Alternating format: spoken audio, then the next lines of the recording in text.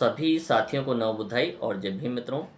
आज हम भारत के उस महान विचारक ज्योति क्रांति ज्योति की चर्चा करेंगे जिसने इस देश के अंदर फैले हुए जातिवाद और महिला उत्पीड़न के लिए अथक प्रयास किए और अपने बल पर पुणे के अंदर उस बहुत बड़ी ब्राह्मणवादी ताकतों से लड़कर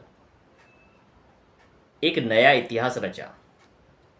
जिस दौर में महिलाओं को शिक्षा का कोई व्यवस्था नहीं थी, शिक्षा की कोई व्यवस्था नहीं थी, ऐसे कोई विद्यालय नहीं थे जहाँ पर लड़कियों को अलग से पढ़ने की व्यवस्था हो, और सामूहिक रूप से जहाँ शिक्षा थी वहाँ लोग अपनी बालिकाओं को नहीं भेजना चाहते थे।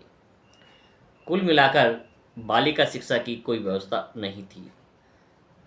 जाति के आधार पर इतना अधिक भेदभाव था जिसकी आप कल्पना नहीं कर सकते हैं। ज्योतिबाराव फूले माली जाति से थे और जिनका काम था फूलों को चुनना और मंदिर के पुजारी को लाकर देना। लेकिन इस वर्ग को भी मंदिर में प्रवेश करके अपने हाथों से भगवान को पुष्प चढ़ाने की इजाज़त नहीं थी। लेकिन ये इसी बात में खुश थे कि हमारे द्वारा लाए गए फूल भगवान के श्री चरणों में चढ़ाए जाते हैं। जैसे से ज्योतिबाराव फूले बड़े हुए और जब वो अपने मित्र के विवाह के कार्यक्रम में जा रहे होते हैं, बारात में शामिल हो रहे होते हैं,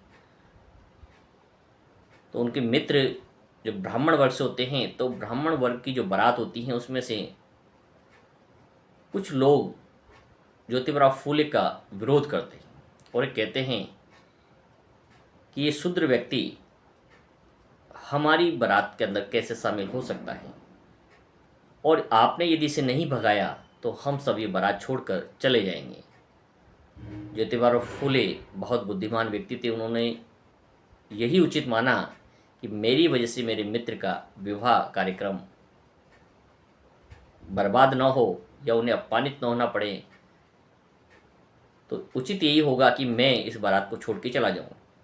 और वो चुपचाप बिना किसी को बताए उस बारात से वापस लौट आते हैं।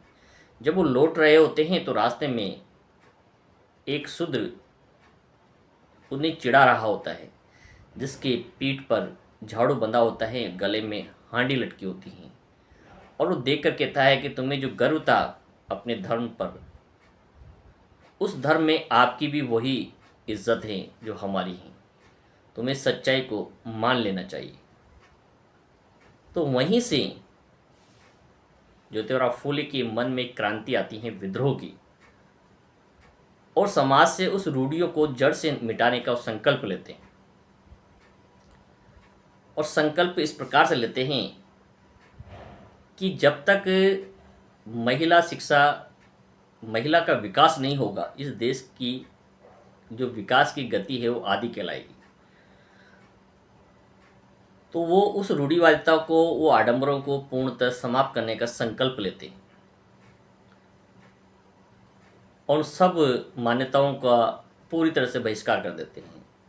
इसके कारण ज्योतिबाराव फूले के पिताजी और उसके परिवार का समाज के द्वारा बहिष्कार भी किया जाता है। उनके पिता गोविंदराव फूले थे, जिनके घर में 11 अप्रैल 1827 को महाराष्ट्र के सतारा जिले के अंदर ज्योतिबाराव फूले का जन्म होता है।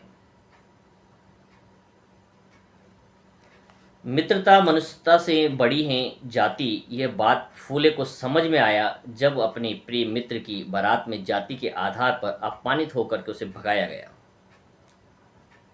जब प्रारंभ में ये विद्यालय उनके प्रवेश दिलाया जाता है ज्योतिबाराव फूले के पिताजी गोविंदराव फूले के द्वारा, तो समाज के कई लोगों के द्वारा उन्हें इस प्रकार से समझाया जाता है कि बच्चों को इतने बड़े महंगे स्कूल में, जो इंग्लिश विद्यालय था, इंग्लिश मीडियम विद्यालय था, अंग्रेजी माध्यम में शिक्षा दिलाने की क्या आवश्यकता है। इससे हमारे धर्म की जो संस्कृति वो नष्ट हो जाएगी। पाश्चात्य संस्कृति को यदि सीखेंगे, शिक्षा को सीखेंगे, तो हमारी संस्कृति जो नष्ट हो जाएगी। और उसके पिता उस बालक का प्रवेश वहाँ से रद्द करा देते हैं और एडमिशन कैंसिल करा कर वापस ले आते हैं। उसी दौरान उनकी मित्रता, जो उनके परम मित्र थे, गोविंदराव फूले के गफ्फार बेग मुंशी और पादरी लेजिट, ये दो व्यक्ति महत्वपूर्ण उनके जीवन के अंदर आते हैं, जो गोविंदराव फूले को सही शिक्षा देते हैं और कहते हैं आपने जीवन की सबसे बड़ी भूल की है, आपने अपने बच्चे को इंग्लिश मीडियम विद्यालय से निकाल लिया है। यदि ये शिक्षा नहीं प्राप्त करेगा तो ये एक किसी भी प्रकार से अपना विकास और समाज का विकास नहीं कर सकता है। तो ये दो व्यक्ति का महत्वपूर्ण योगदान था। अब्दुल गफ्फार बेग मुंशी और पादरी लजिट, ये दोनों व्यक्तियों के समझाने से गोविंदराव फूले अपने बालक को वापस कॉन्वेंट स्कूल के अंदर प्रवेश कराते हैं। ज्योतिराव फूले को फिर से अंग्रेजी माध्यम में स्कॉटिश स्कूल जो था, स्कूल का नाम था स्कॉटिश स्कूल, के अंदर पुनः एडमिशन होता है। तो यहीं से सामाजिक शुरुआत हो जाती है। जब ज्योतिराव फूले पाश्चात्य संस्कृति को पढ़ते हैं, अमेरिकी क्रांति को पढ़ते हैं और फ्रांस की क्रांति को जब पढ़ते हैं, तो देखते हैं कि वो एक ऐसा भी देश है जहाँ पर जाति के आधार पर कोई भेदभाव नहीं है। सभी लोगों को समान रूप से पढ़ने का अधिकार है, समान रूप से क्रांति करने का अधिकार है, विद्रोह करने का, आपको सरकार का विरोध करने का अधिकार है, सामाजिक मान्यताओं को बदलने का अधिकार है, स्वीकार करना अस्वीकार करना उनका व्यक्तिगत अधिकार है। जब इस चीज़ को पढ़ते हैं तो अपने जीवन में एक क्रांति लाते हैं। इसीलिए इन्हें क्रांति ज्योति भी कहा जाता है। अनेक विद्वान हुए, अनेक समाज सुधारक हुए, वो परिवार सुधारक कहलाते हैं, लेकिन ज्योतिबा फूले ने जो क्रांति की वो समाज सुधारक कहलाते हैं, क्योंकि इनका जो सुधार का जो नज़रिया था, जो दायरा था, वो किसी एक समाज जाति विशेष तक सीमित नहीं था। इसने देश की संपूर्ण महिलाओं की शिक्षा पर बल दिया और सब अंधविश्वास, आडंबरवादी जो व्यवस्थाएं थी मनुवादी, उन सब का कठोर विरोध किया है। इन्होंने महिलाओं के लिए पुनर्विवाह की बात की और बिना पुरोहित के विवाह करा के देश के अंदर एक नया इतिहास रचा। इन्होंने कहा कि भगवान हमारे हैं और हमें उनसे बात करने के लिए किसी भी मध्यस्थ की आवश्यकता नहीं है, और बिना पुरोहित के पहला विवाह किया और पहला इन्होंने विधवा विवाह भी, पुनर्विवाह भी कराकर स्वयं एक इतिहास भारत के अंदर रचा। इन्हें डॉक्टर भीमराव अंबेडकर अपना गुरु मानते हैं और उन्हें हु इज़ शूद्रा जो पुस्तक लिखी उसका जो श्रेय दिया, वो उसके प्रेरणा जो बताई वो ज्योतिराव फूले को बताया।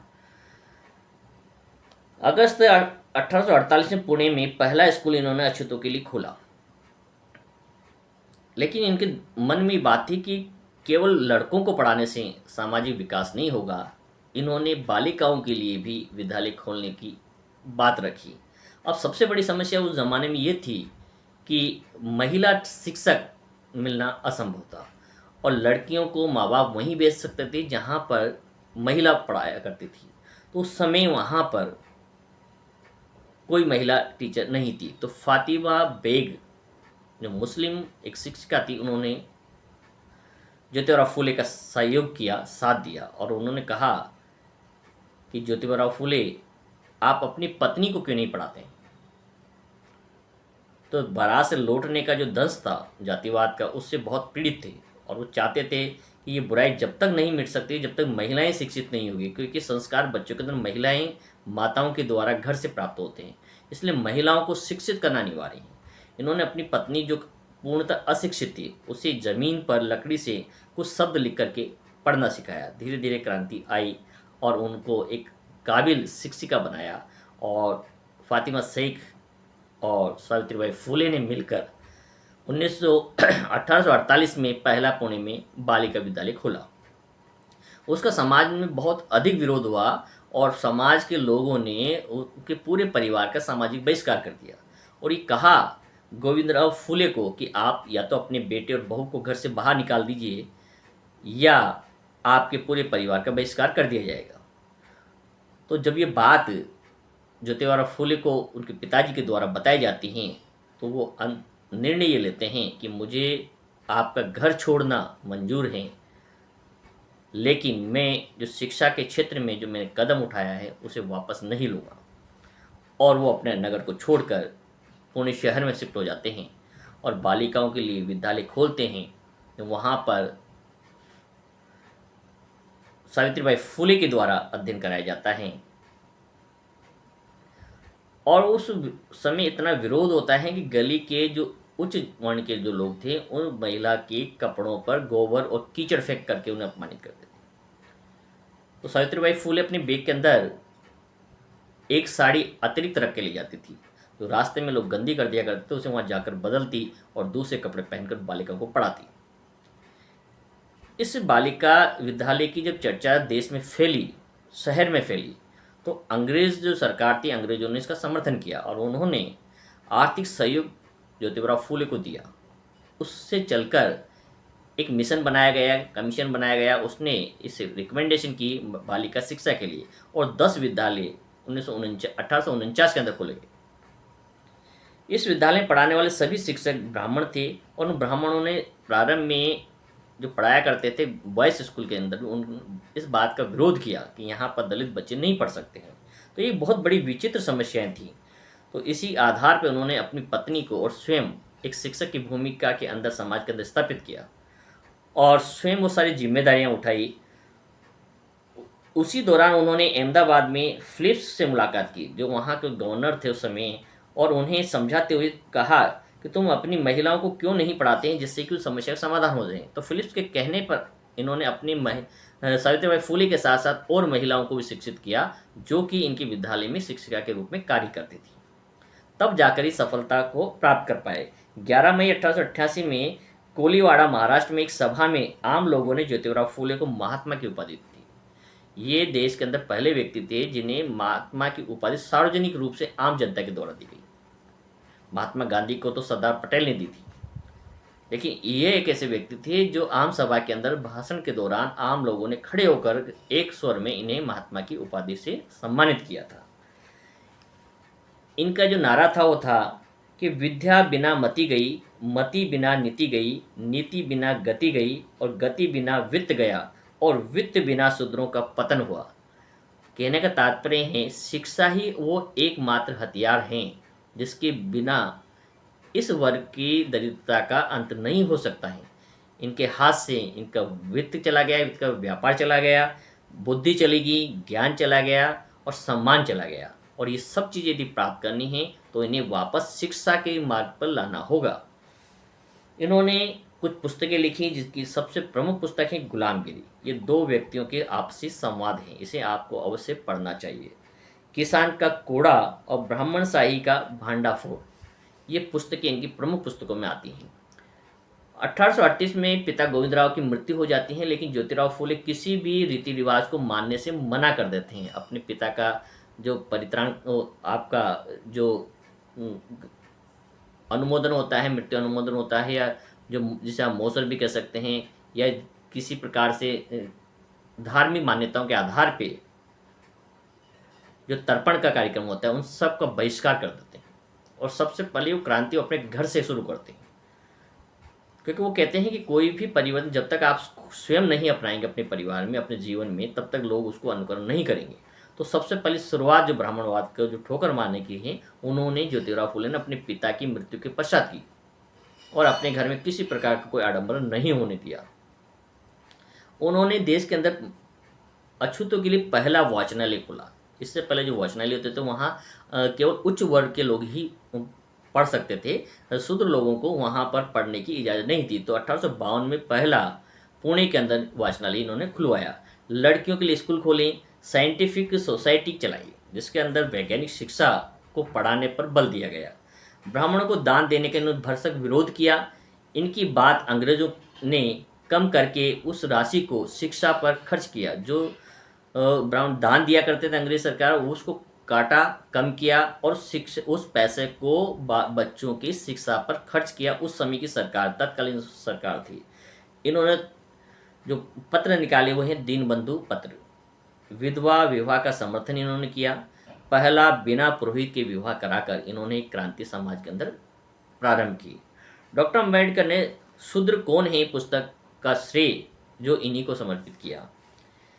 इनके प्रमुख जो कार्य थे, सत्य शोधक समाज की स्थापना इन्होंने 24 सितंबर 1873 को की, पुणे के अंदर।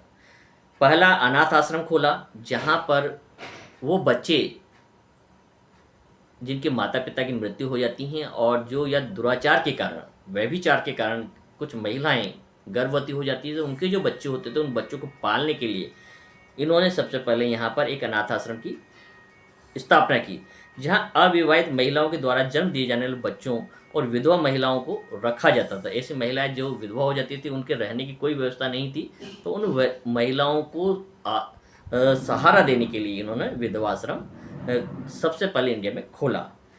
माताएं जो बच्चों को संस्कार डालती हैं, उसी में उन बच्चों में भविष्य के बीज होते हैं, इसलिए लड़कियों का शिक्षित होना अति आवश्यक है। ये ज्योतिबा फूले के प्रमुख कथनों में से एक है। सावित्रीबाई फूले की मिशनरी स्कूलों में प्रशिक्षण दिलाकर कन्या विद्यालय का प्रभारी बनाया। ये भारत की पहली प्रशिक्षित शिक्षिका थी और 1856 में ज्योतिबा फूले की हत्या करने का प्रयास किया गया, लेकिन जाग हो जाती हैं और जो हत्यारे होते हैं उन्हें वो पकड़ लेते हैं और वो कहते हैं कि मुझे मारने से यदि आपके समाज का भला होता हो, आपके बच्चों का विकास होता हो, तो निश्चित रूप से मेरी हत्या कर दीजिए, अन्यथा आप मुझे छोड़ सकते हैं। तो जो मारने वाला, हत्या करने वाले आते हैं, वो खुद शर्मिंदा हो जाते हैं और कहते हैं आप तो हमारे समाज के लिए बहुत अच्छे अच्छे काम कर रहे हैं, हमारी महिलाओं के लिए, बच्चों के विकास के एक से एक अच्छे काम कर रहे हैं, तो हम आपकी हत्या कैसे कर सकते हैं। और वो नतमस्तक होकर माफ़ी मांगते हैं और ज्योतिबा फूले के कार्य में जुट जाते हैं। इस प्रकार के थे क्रांति ज्योति ज्योतिबा फूले, और इनका जन्म उत्सव मनाया जाता है 11 अप्रैल को। तो मित्रों, आप और हम सबको, बच्चों को ये जानकारी देनी अति आवश्यक है कि कौन थे ज्योतिबा फूले, कौन थी माता सावित्रीबाई फूले, जिन्होंने इस देश के अंदर आडंबरों को, मनोवाद को समाप्त करने के लिए, दबे कुचले परिवारों को सम्मान से जीवन जीने के लिए, महिलाओं को शिक्षा के लिए, बालिकाओं की शिक्षा के लिए एक अथक प्रयास किया, जो एक इतिहास है। और जो समाज अपने इतिहास को नहीं जानता है, वो अपना इतिहास कभी नहीं बना सकता है। आपको हमारी बात किस प्रकार की लगी? आपको यदि अच्छी लगी तो आप इस चैनल को सब्सक्राइब कर सकते हैं। आप देख रहे हैं इस्माइल बुद्धा यूट्यूब चैनल। सभी को नमो बुद्धाई।